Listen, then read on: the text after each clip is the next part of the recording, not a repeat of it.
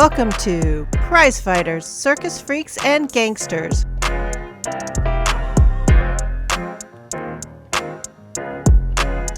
Where sometimes the 19th century really is just badass cowboy fights. I'm Jamie. And I'm Greta. Oh my god, this was such a fun episode. The episode was metal just from the name. All right, and we are here to talk about Warrior Episode 5, The Blood and the Shit. And you knew it was going to be amazing, and then it did not fail to deliver. It was like Kung Fu Hateful Eight. Oh, it was just like, this is going to be a Western. We start out in the covered wagon kind of stagecoach conveyance, and they just go hard by starting to play the racist classics. Oh yeah, and so they got these two rich white people, and then a disgusting racist white person sitting on one side of this carriage. And what a miserable carriage ride this had to have been. A very, very lovely preacher who was just a lovely man, but you could see he'd had some hard miles on him in his face. So it was in fact, I was thinking, we're playing the racist hits on one side, but we've also got the Catholic priest classic rock going. Yeah, well, I don't think he was Catholic. I think he was, because he said he was a minister, so that would make him some kind of Presbyterian or Methodist, something like that. He kind of had an Irish accent, so I'm like, clearly he's Catholic. My brain just did that, but who knows? Oh yeah, I can see where that would go. But yeah, he was very uncharacteristically for the time period, very open-minded, and he kept saying that Chinese are humans, as the other white people in the carriage are all denigrating them as subhumans, and none of them know that Assam understands every word of it. Well, I think the minister knew all along he spoke English. You know what I mean? He at least had a clue, but on the other hand, you could see that even if you don't understand a language, you can tell by the way that woman was curling her lip, like they do, even if they hadn't understood, they'd know that she was insulting them. So it was all good. Yeah. I've never sat in such close proximity with people that I was disgusted by and who were equally as disgusted by me. I've never had that experience, but that had to have been crazy. So they're going through the desert in a covered wagon, the middle of the desert. It's hot as hell there. And then they're stuck in a wagon that's covered with a tarp. So there's no airflow at all probably in that place. Oh, and everybody stinks. Nobody's washed. And the white people are complaining that the Chinese people stink. And the Chinese people are talking about how we're stuck in this box with these hairy-ass ducks. And you just knew, like, okay, it feels like we're sort of setting up for something. The stagecoach stops suddenly. And the lady's like, hey, it's not 2:00. I'm like, oh, we're just throwing down with the plot points here. This is great. And you open up and it's just this middle of fucking nowhere rest stop. I will say, point of order on that. Sure. That is a historical inaccuracy. So at that time period, and I recently learned this, in that time period, you had village clocks and town clocks. So the clocks were not standard. Right. So she would not have known exactly what time it was. She would have just been like, well, it's early afternoon, we shouldn't be stopping. But I'm quibbling, and I'm also flexing the knowledge, unnecessary knowledge about the time period I had, but nobody had a precise idea of what time it was. The railroads are what sort of made everybody say, hey, we've got to have kind of a local time. And on the other hand, while she wouldn't have known it per se, I can also just see her pulling out her little pocket watch and, curling her lip and sniffing like, because maybe they were supposed to go on till evening. And she's like, it's only 2:00. Touche. She's definitely the kind of Karen who would be mad about everything because, just get our panties in a bunch.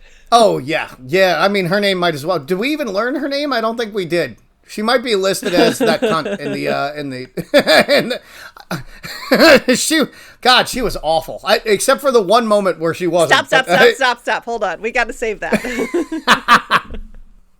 Oh, I love this episode so much. I'm like, I just want to talk about the best parts. Yeah, so we pull up to the way station, and I was like, this is beautiful. They're totally showing off.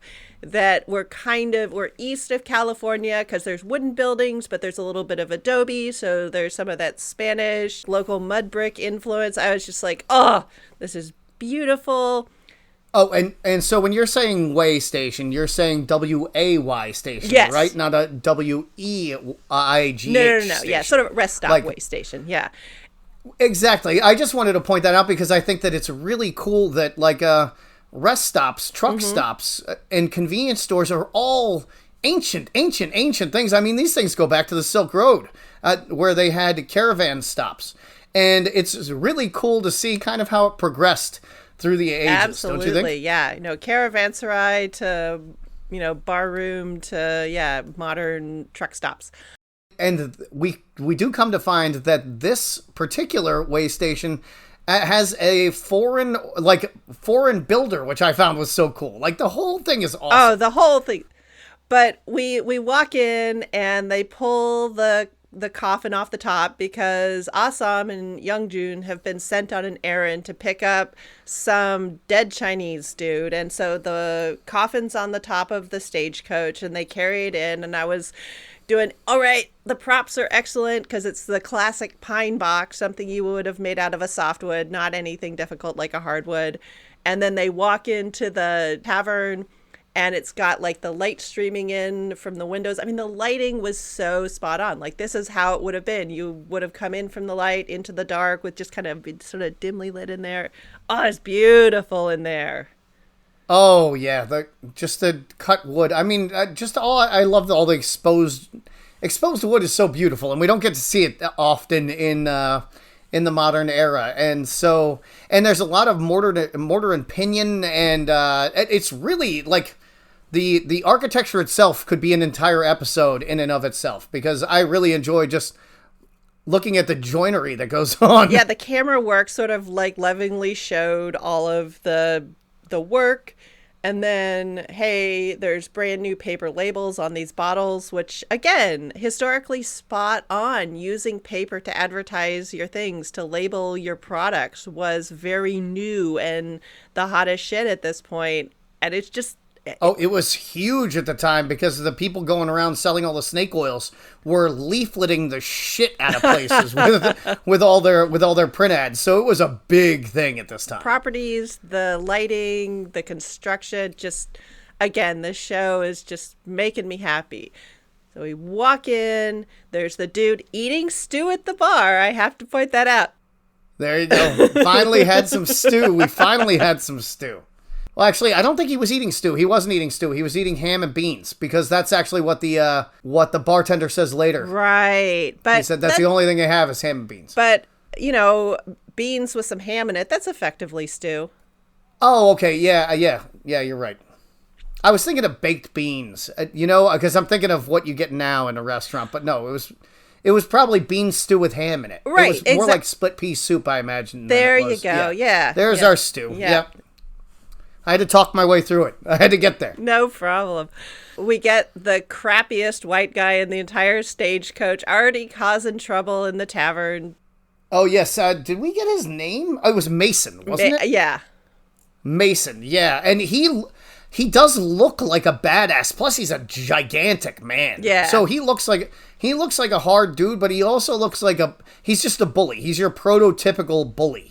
So he's immediately talking trash about the Chinese and dragging them, and he's pushing around the rich people. Everybody is being bullied by this man. Yeah. He's even bullying the prostitutes. Right. Well, he looks at the prostitute that's there and says, yeah, oh, there's a redskin. So, yeah, we've sort of gone through that Linnaeus's dividing people up into 4 colors. So he's managed to hit yellow, now red. You don't need to say white because everybody knows white.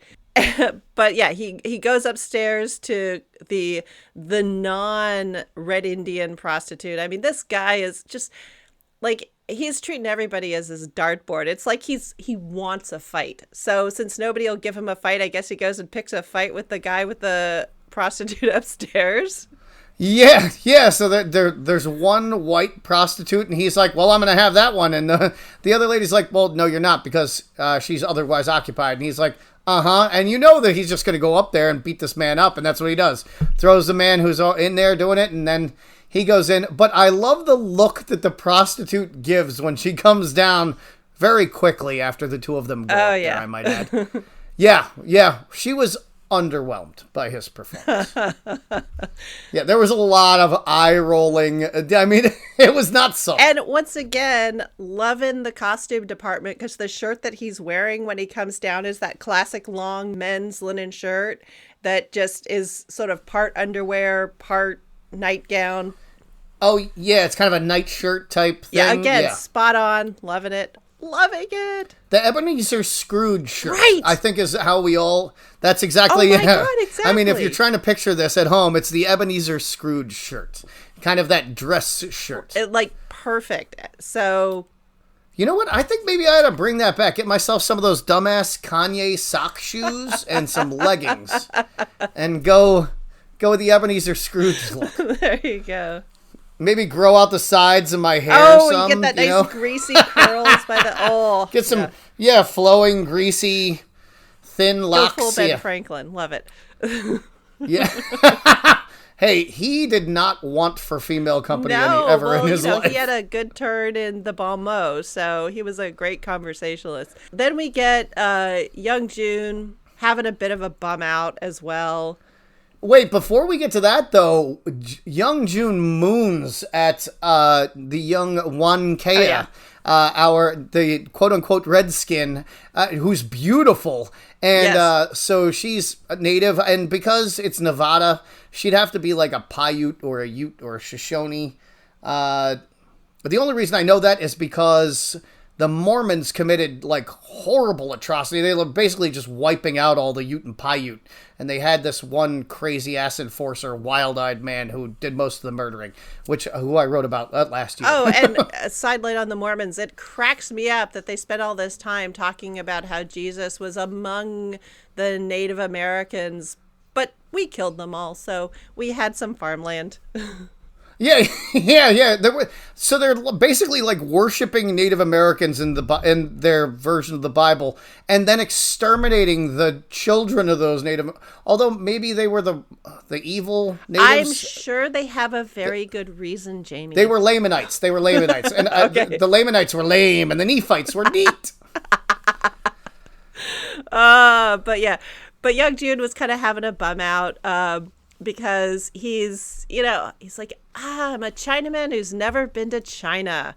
We're having some identity crisis here, which I thought was Young June. He's the baddest ass of all the badasses, and yet here he's having kind of an identity crisis. Yeah, because he Assam and the Chinese owner of this establishment, who built it with his own hands, and when he says that, you can see the Chinese architecture in it. Yeah, which I thought was super dope. But he hears these guys talking about the one gentleman's from Hubei province and Assam's from Fushan. Yubei. Well, he said he was from Yubei there. No, the owner's from Yubei, and then Assam is from Foshan. Oh, that's right. And I've been to Yubei. In fact, I've been to that monastery that they're talking about, and the mountains. I've been there because that is one of the 4 great monasteries, I believe is what they're called. It's called Wenshu Monastery. Yeah, was it Dungai Mountain, I think is what they said.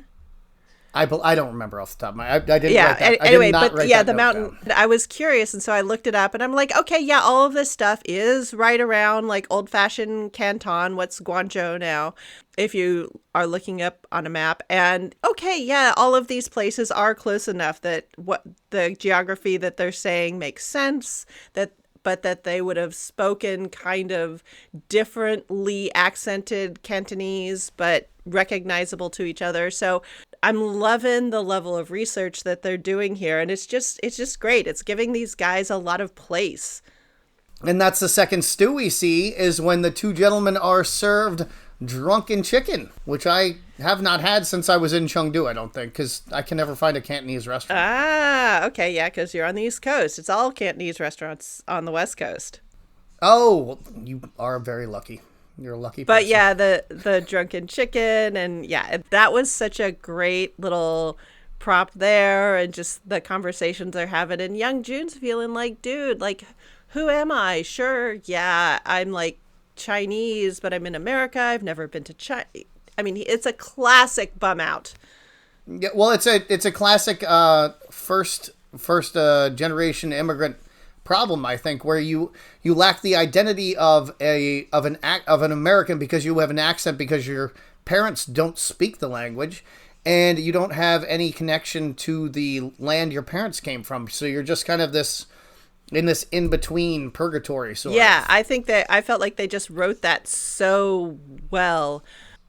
It also explains why he wants to be Assam's friend so badly, or he needs to be, because he sees a person who's similarly out of water. He's stuck in this place where he's not accepted as an American and he's not accepted as Chinese. He's something else. And I love the accent work that these actors do. That young June, so like when he's just shooting the shit with Assam in Cantonese, but so they're speaking Cantonese. But then when they do the thing where we are listening to them and we understand them in English, it's very boring old American accented English. Yep. But then when young June as young June is speaking English to the bartender and whatnot. The bartender, yeah. He uses sort of Chinese accented kind of pidgin English. And I was like, that is some dope work on their part. It just sounded so good, and I love how they do that. Agreed. That for me is right up there with Bernard Cromwell's explanation of how the place names changed in his the Last Kingdom books, which they actually show on the Last Kingdom TV show. You see how the place names change. It kind of morphs in from the Old English or the Old German or whatever into the modern English. Right. And so you get that same feel in the language of this, which is beautiful. It's so smooth and like it just flows so nicely, and it explains it without explaining it. It's perfect. It's great work.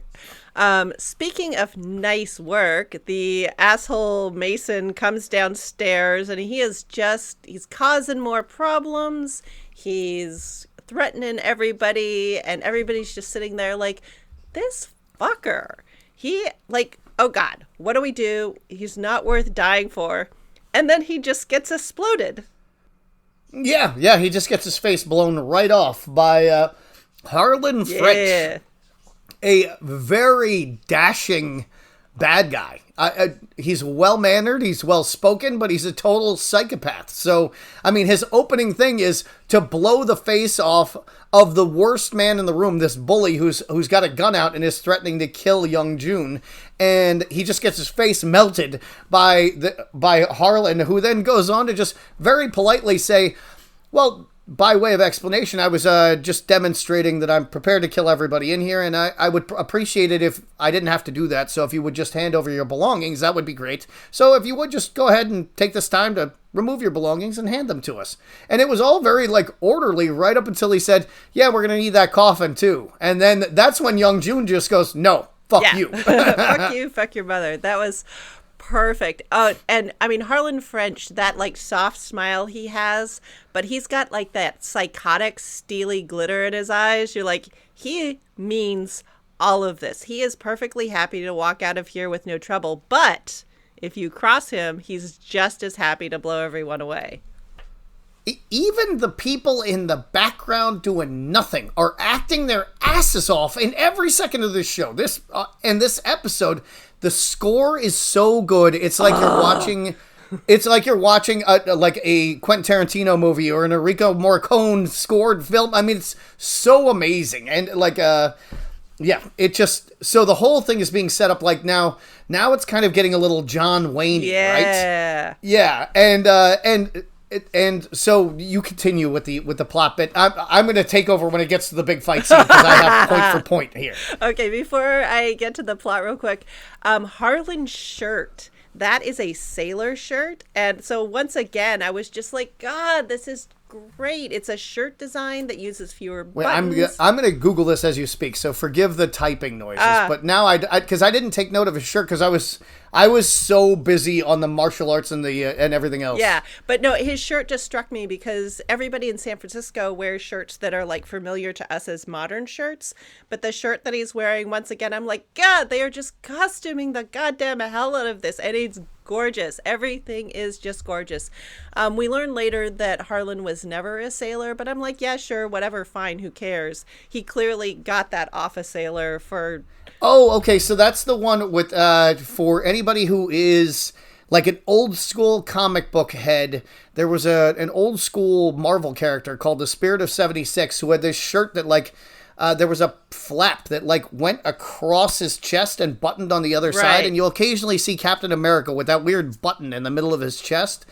That's this shirt that to describe it. So does that flap why does it go so far across? It goes to basically where your shirt pocket would be. That's where you connect the one side of the shirt to the other. There's a little more fabric. You can move those buttons around so it fits a lot more body types. It's just a more adjustable shirt design than...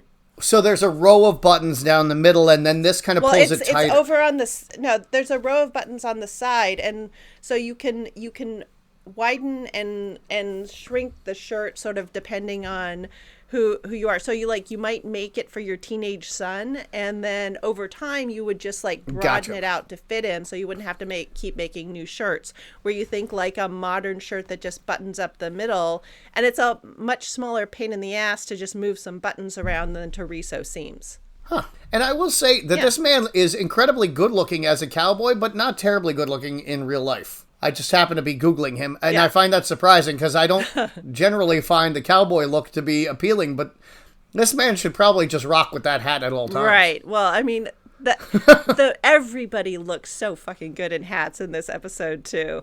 But anyway, so he says, all right, I want everything, and everybody hands over their small valuables, and they're like, and he walks over to the bar and starts chatting with the wife of the Chinese owner, and he says, and it turns out Harlan knows her.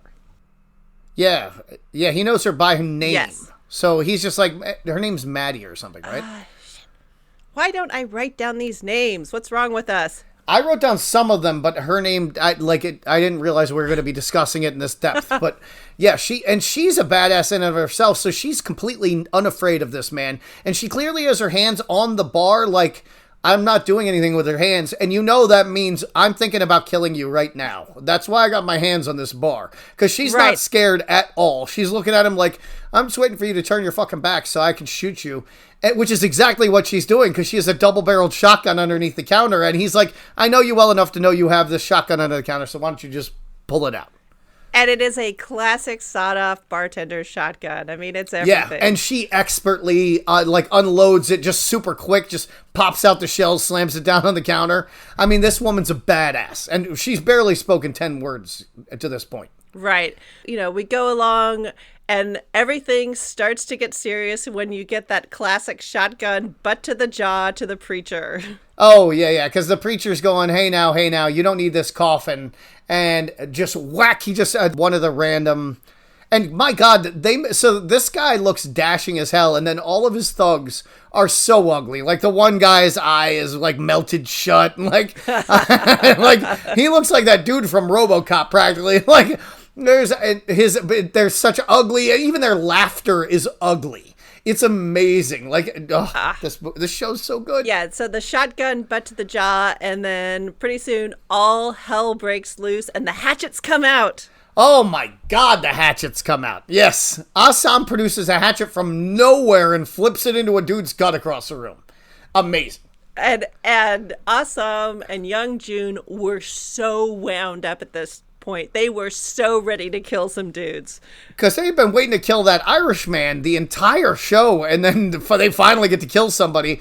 And so yesterday I was watching an old documentary that was talking about Chinese weaponry, and I realized where I had seen Assam's fighting style before. Ha. There are these old weapons called Emeizi, and Mount Emei is in it's I don't remember exactly. It's actually close to Yubei province, and it's part of the Wudang School of Martial Arts, which was basically the Shaolin. And then they, instead of being Buddhist, they were Taoists. And so it was in this area, they were all Taoists. And so they applied more soft style martial arts, which I never realized why they were important until I got to be 40 and realized that I had been such a dick, so wound up through my 20s. I needed somebody to enhance my chill. But, so it's the combination of like Tai Chi and soft martial arts with the hard style Shaolin stuff. And they use these weapons called Ume Zi, or Ume piercers or Ume daggers, which looked like basically like steel arrows that would have a finger loop through them. And they would like do exactly like he's doing. Like it's basically real quick, short stabbing movements, almost like a straight blast. In Wing Chun, where you're coming straight down the center line, he's going center line. It just stab.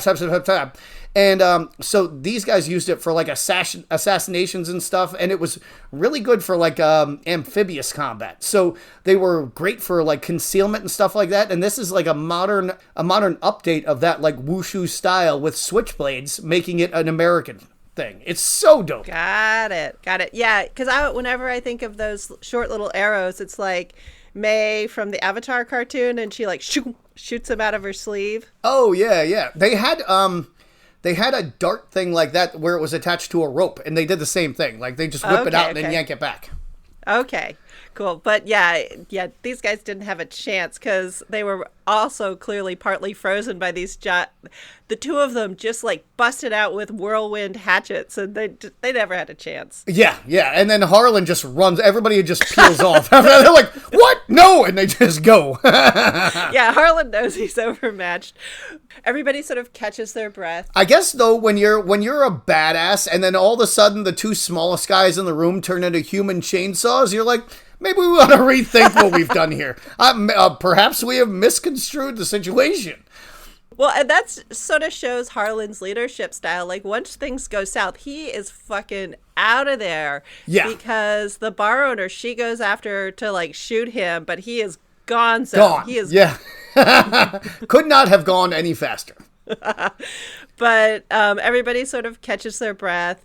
You sort of start figuring out what's going on. I must say the priest looked fantastic for catching a gun butt to the jaw. That's one thing really in TV shows, that the amount of like damage a person's face shows after a fight is considerably worse than anything you'll ever see on TV or in a movie, unless you're watching a movie where somebody's getting their head caved in with a headbutts with like a fire extinguisher or something. And in which case, that's more what like a person's face looks like after a bad fight. Yeah, we get to find out there's a central mystery here. The central mystery is the body. What the hell is going on with the body? Why did Harlan want the body? Why are these two kind of badass Tong fighters? Why did Father June send these two psychopaths to go cart a body halfway across the world? Yeah. And so we once again get a little Foley work with somebody digging around in innards again. That was going on. Yeah, this time it's Assam just busts out a knife and stabs this corpse right in the stomach, and everybody's like, "What the fuck are you doing?" And then he pulls out a bag full of jewels or gold trinkets or whatever. I was a little annoyed with the Foley work on the stuff in there because it's clanking around like a bunch of washers. And when he finally reveals it to be big gold nuggets, I was like, that's not what that would have sounded like. But okay, it is cheesy, and there's other cheese in this flick, so I let it go. But it cracked me up. You gotta have sound effects. I mean, what are you gonna do? What would you have preferred? The sound of marbles jostling together? Maybe. Anyway, I guess I was sort of concentrating on the Foley because the smooshy of the innards was so intense. Oh, there was a lot of squishy sounds. It was nice. He was digging around in those guts. It was like he enjoyed it. Also, how goddamn bad could that place have smelled? I mean, how are you bringing a corpse inside when it's been out in the sun for days? Oh, yeah. It would have been swollen as shit, like just bursting with fluids leaking out of it at all times. Oh my God. The way it was so sort of solid and stiff, I figured that body had been salted real well. That's right. You did tell me about the body salting, and you explained in the Gangs of New York episode that they ran out of salt because of all the corpses, and that's interesting. Yeah, because I figured, Father Jun wouldn't have wanted his gold to get too nasty, so he probably asked them to salt down the corpse nicely before it got sent across the hot Nevada desert. When did they start iodizing salt? That couldn't have been until the early 1900s, huh? I feel like that was, in the early 20th century when they kind of understood how goiter worked. Gotcha. Well, the Chinese understood how goiter worked way back in the day, because they were like, eat seaweed and then you won't get goiter. Well, I mean, and seaweed definitely, seaweed takes care of goiter, but it also has a lot of other useful things, both flavor and nutritionally. And they just knew, eat those rainbow veggies and you'll be okay. Yeah. Now everybody sort of gathers themselves. Assam goes in and talks to the owner, and they're like, oh no, the owner of the bar, his wife, is like, I knew the dude in the day. He was a super bad dude, and he's going to come back and just fucking kill us all. So they have to kind of do the last stand at the Nevada tavern move. Yes. It's, I guess it's probably closer in location to Cameron than the Alamo, but in this case, they don't intend to die, but they might. No. And then the owner of the bar, he does the thing like, hey, man. Oh, yeah, because everybody's going to peel off. They're like, you know what? We'll just try to walk 30 miles through the fucking desert. If we die, we die. It'll be all right. We're going to go ahead and walk. And the gun owner pulls a gun on him, and he's like, you guys brought this death into my place. You guys are going to stay here and fight because this is the only thing I care about. And this is where they're really driving home. Like, young June is now in love with this girl that he just met. And this man is in love with this other white woman. And and now Assam is real in his feelings about, I'm alone and I have nothing to live for. And he's looking off in the middle distance. He's thinking about Penny. Oh, yes, exactly. Even though young June's like, it's never going to happen. It's never going to. He doesn't even know that he's trying to get with Penny. But he's just like, it's never going to, that could never happen. And he even says it to him. He goes, that could never happen in San Francisco. What's going on over there with that white woman and that Chinese? That never happened in San Francisco. Well, and young June's making the moon eyes at Wongkea. He's making moon eyes at Wongkea, and he's even like, I kind of even have a little something here. Yeah, and he's like, you guys can't even talk to each other. And he's like, it doesn't matter. It's fine. We understand each other. No. So, and I even have written down that Assam does his little moment of Penny introspection. Yeah, it was really like he looked off into the distance, and they might as well have started playing that song from Titanic with the flute right there. But they're throwing down with all the tropes, and I am enjoying it. It's like a Dr. Dre song. They have so many beats layered on top of each other with all these tropes. It's amazing.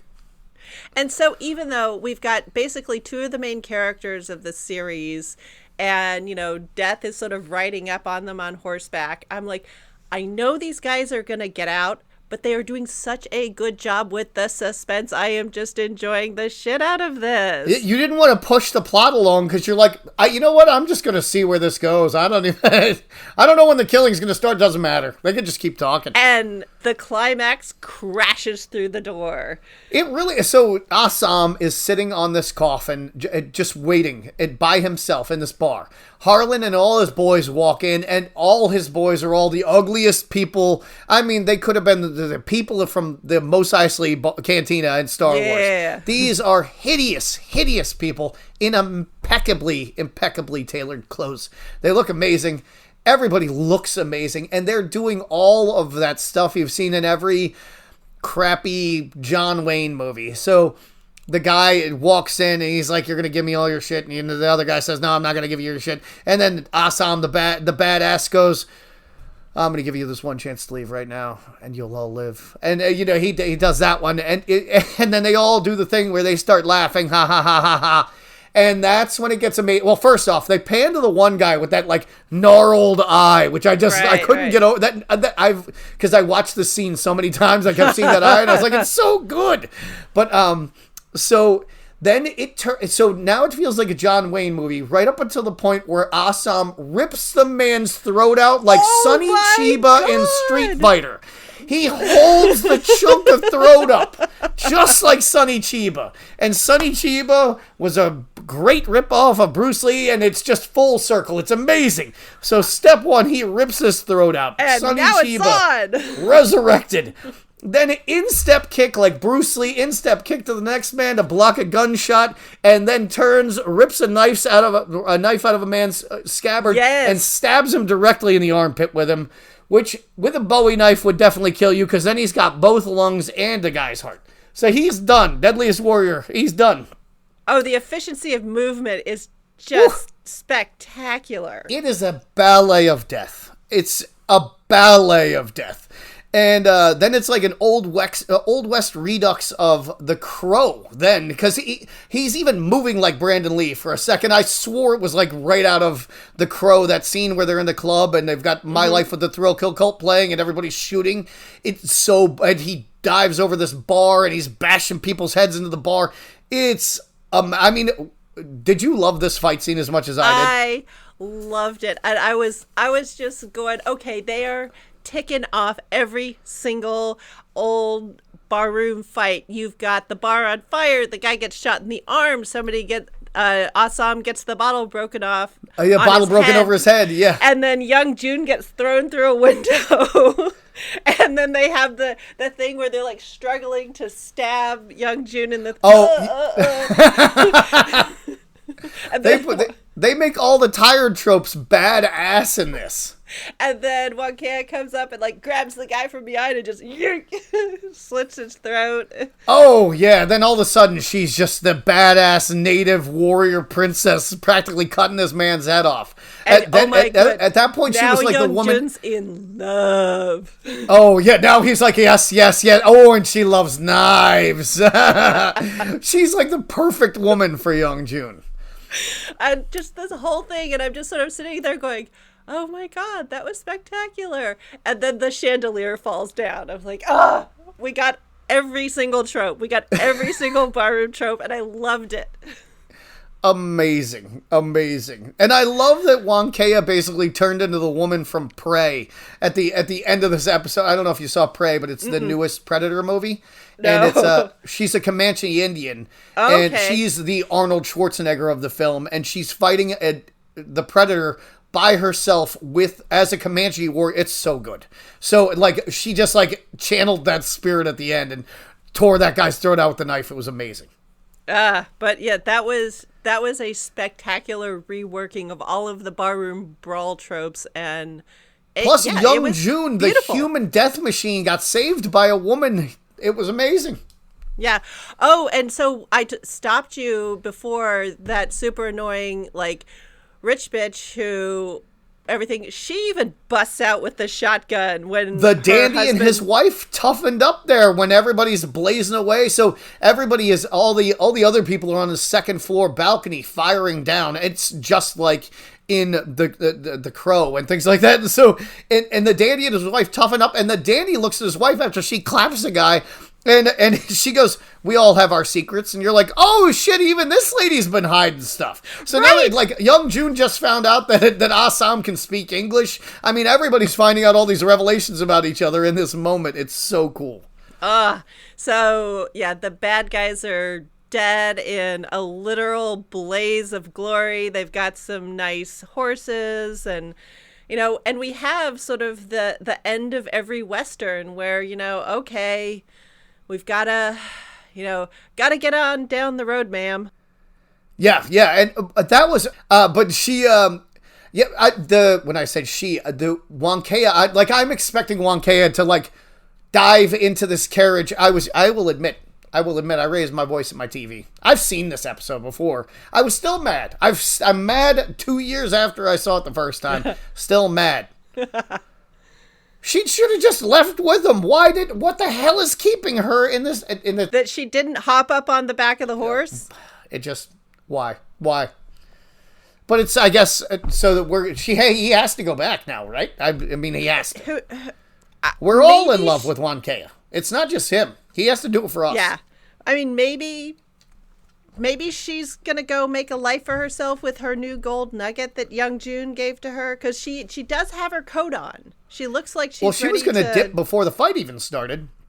That's when he gave her the gold nugget, and he was like, "Hey, go get rich, go do your thing." Except she wouldn't get rich, because we find out that white people are so awful at this point. They're not even paying non-white people the going rate for gold. So if a Chinese person brings in the same amount of gold as a white person, they get half the money. Oh, God, no. Which is just insane. Well, because the assay office is like, what are you going to do about it? Who are you going to go to? The mayor? The governor who hates you anyway? Shit's crazy. Yeah. Shit's just crazy. But so they do, like, after the ecstasy of that spectacular fight scene, we're brought back down to earth, and they're like, aren't you going to wait for the carriage? And they're like, dude, you know, sure, we saved their lives, but we're back to being yellow bastards, so we're going to... Yeah, the rich people won't speak to them again. Right.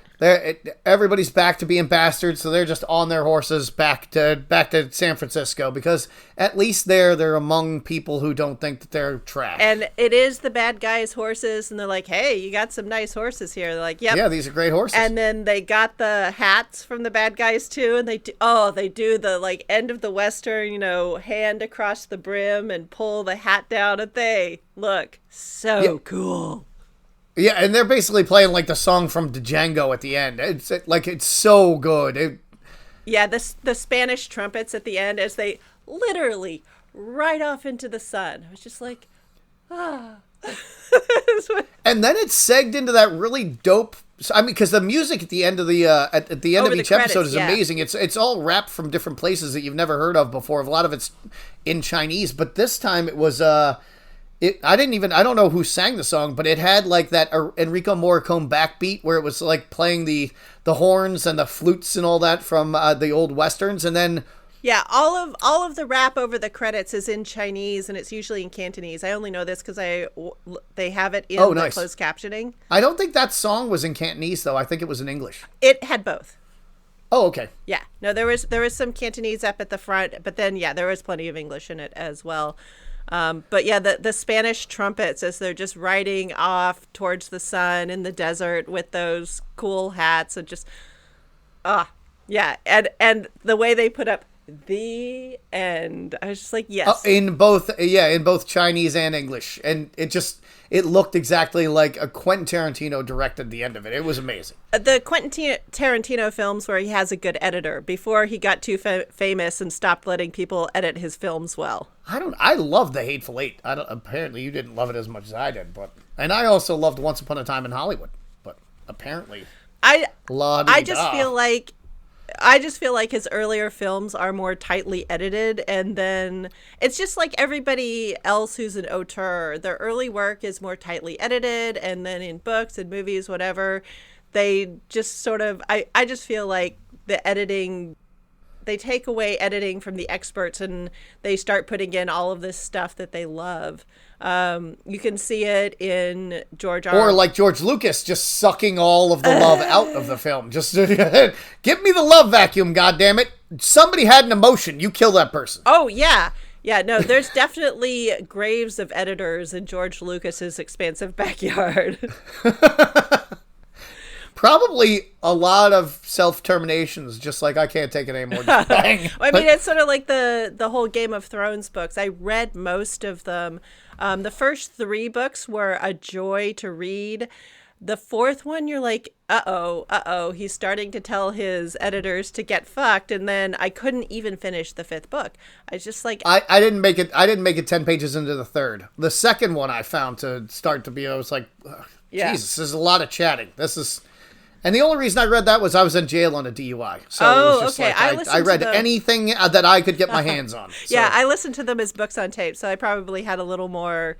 it's sort of like when you're doing yard work, you'll put up with a lot more shit. I could see you enjoying that show for the costuming, but did you enjoy the plot?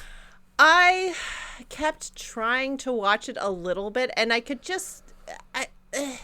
I would go back and watch sections, or I'd watch a particular episode, like when King Joffrey gets offed by being poisoned, because who doesn't love that? Who doesn't love a good poisoning?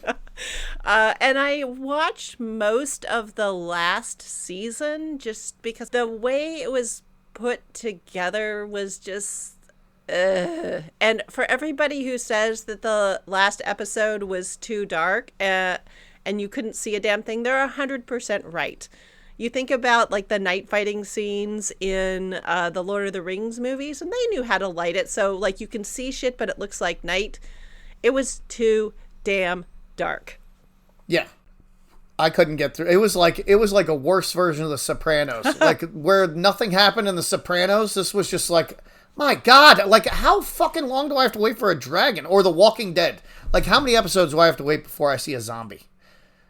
It would be like if this show we still hadn't seen any kung fu yet. That would be like if it was done by the people from The Walking Dead. Yeah. There's gonna be some kung fu. It's gonna be dope. Yeah, I haven't watched a single frame of The Walking Dead. Yeah. Season 6. Season 6. This, I don't know, this kind of bottle episode is just my favorite because even though you know that it's the main characters, they're going to be fine. So it's kind of one of these things like you know how it's going to come out in the end, but it's written so well. You don't care that you know. You just want to see how they get there. And that was a ride. That was a ride. It was amazing. It was a mini film. It was a 45-minute action western. It was really dope. Yeah, that's kind of the level of story pace you would see in like those old-fashioned kind of black and white sort of lower budget early Hollywood films. I mean, the fighting was way better, the costuming was way better, just the plot was way better, but the action was action-packed. It was amazing. And the practical effects are great. I mean, you don't get a ton of blood and stuff in this, but the blood you do get is amazing. For any of the gore hounds who are listening to this, if you're not watching this show by this point, I don't know why you're even listening to this. Oh my God, the splatter continuity on their faces and their clothes. I was like, thumbs up. That's something I've never even thought to look at because I guess I watch so many movies where everybody's blood drenched that like you can't. I mean, you're asking too much of these people. Oh, and I'm not saying like I checked like every single dot, but it's just like once they got, I mean, and the blood splatters were beautifully theatrical. It was just like the and perfect arterial spray. Oh yeah, just caught a misting. No, I just like to cut a throat and then walk through it. Just let it walk through. It's like it's not, cologne. I was going to say, it's not like Axe body spray. You don't want to overdo it. That's just tacky. Yeah, you spray it in the air and you walk through. They're doing that with the blood. You just want a light coat. No, this episode was absolutely a joy to watch. I'm dead serious. I mean, you could practically see the smiling ghosts of Sonny Chiba, Brandon Lee, and Bruce Lee in the background of this. It was so dead perfect, every inch of it. I just can't even. I can't even. I don't even know what to say. I'm speechless. It was perfect. It was a truly, truly enjoyable episode. And I was super, super glad that they threw this one in here because everything's sort of like getting serious and emotional and wound up and everything back in San Francisco. So like we go off to the desert for a weekend in Palm Springs, get a little workout. Absolutely. And it just occurred to me that and although we're not getting paid for any of these plugs, sure. I will say that there's a show called Bloodhounds that's on Netflix. It's a Korean show. Okay. And it's about these two boxer friends who are like young June. They have the same chemistry. And they start out as competitors in a tournament. The one guy's a really good two-shoes guy who's an insanely badass boxer. The other guy's a bit of a goof who used to be a thug, and now he's a Marine, and the two of them fight. The goody two-shoes wins, but then invites the other guy out to dinner, and they become best friends. And then they become, like, kind of enforcers for an ethical loan shark who only lends money to people at zero interest for like medical procedures, and then I guess has his acolyte go and rob other loan sharks. I'm only 2.5 episodes into it, but like I haven't figured out where the money's coming in, but like these guys are with this girl who's a badass and they're going around kicking the shit out of people, and it has the same kind of vibe. So I definitely recommend it if you need some more ass kicking in your life. Bloodhounds on Netflix. Okay. Amazing. The Koreans are crushing it on TV recently. Oh my goodness. And if they have body horror down. Like, I don't really dig the horror movies, and so every time I've been on an airplane and somebody's been watching some like crazy Korean thing that I see out of the corner of my eye, I'm like, oh my God, the things that the Koreans can sort of think of to happen in an apartment building. I'm just like, ah. My gripe with Korean films is that where this show does it amazingly, where it takes multiple tropes and lays them on top of each other. What they do instead in Korean films mostly is take movie tropes and then jam them into a blender, and out pops a film that has 6 plots going at the same time. So it's not a guy who's trying to save his daughter from the zombie apocalypse. It's a guy who is a double agent for the North Koreans, who the South Koreans have as a hostage, and they're going to kill his daughter if he doesn't get a vaccine for this zombie virus, and then there's also a nuke coming. Oh, sure, okay. It's like, how many fucking plots do you gotta have? Like, this man didn't need any more motivation than his daughter's gonna die. These post-millennials with their short attention spans, man, what you gonna do? Holy... like, at some point, it's like, how many crises can this man have? Like... At some point, you're like, I'm going to sit down. This is stupid. There's no, like, there was a way at the beginning, but that way is obscured now. There's just, yeah, I'm going to let the zombies eat me at this point. Or fuck, bring the nuke. Like, that won't hurt. I'll just be here and gone then. Yeah. Well, I will say, if you were looking for an episode to introduce the Warrior series to somebody, this is it. I would say it was this one. This was the first episode where I was just like, I've been enjoying this thing the whole time, but this one has me hooked for life. I appreciate you for saying that, because I am the only person apparently on Earth who watches TV shows out of order or reads books out of order. And so I always say, what's the best episode? Because I'll start with that. And people think I'm crazy. But this one, since it's a one-off, what'd you call it, a bottle episode? I've never heard that term. A bottle episode. Yeah, that's just a terminology where you sort of have an episode where things happen to just like maybe 1 or 2 people. Right. And what happens there isn't going to affect anything outside of the bottle. Like, gotcha. It's a ship in a bottle metaphor, kind of. People bitched about those episodes on Halo, so I'm aware that there's frustration with those, but I love them. So, but I love anthology TV shows. So, yeah, well, and they can be in our day and age of serialized television. I mean, it used to be every single episode of TV was basically a bottle episode. You'd have no character development. Everybody would be the same at the beginning and the end. You watched whatever was on, and usually started somewhere in the middle. Right. Yeah. I mean, actually following a story through that was, multiple pieces of an arc just wasn't possible in a lot of TV shows. No, you started in the middle of an episode usually. You couldn't even watch a whole episode often. Right. And if you missed a couple of episodes, then you wouldn't know the story. You wouldn't know what was going on, and you'd have to wait until the show went into reruns to sort of find out what happened. So you couldn't have these complex sort of Swiss watch kind of multi-episode arcs that we have. Yeah. So I guess I was raised to not want to watch things in order, but absolutely. I mean, it wasn't until the late 90s where TV shows started having these sort of developmental arcs. It started with Lost. Well, that was the modern one, and when we got into sort of bingeable television, or Twin Peaks. Did it start with Twin Peaks? Twin Peaks was a really good example. You think about not so much Next Generation Star Trek, but Deep Space Nine and Voyager. Okay. They had that kind of thing. I know Firefly tried to do that, but Fox told them to get bent and ruined that. We'll have to talk about that show at one point. I'll just have you watch all the Ben Edlund written episodes, because they are hands down the most badass crazy.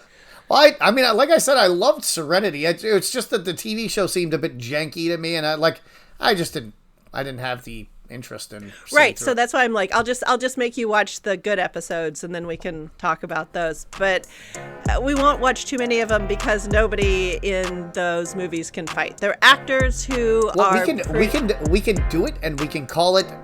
It's a neo-western. I mean, it is a neo-western, so we'll just call it part of the theme of the show. Yeah. I mean, the dialogue is dead on. I mean, it comes right out of a cowboy movie, so it works. Oh, yeah. And the whole kind of the world is post-Civil War, and everybody's trying to sort of like get on their feet. Yeah. All of that stuff. Yeah, so it works. I mean, we can just draw allegories the entire time. It'll be fun. Okay. Well, that one was a killer episode. I'm looking forward to Assam diving into whatever self-made tragedy next week. I can't wait to see how he tries to ruin his life with Penny this time.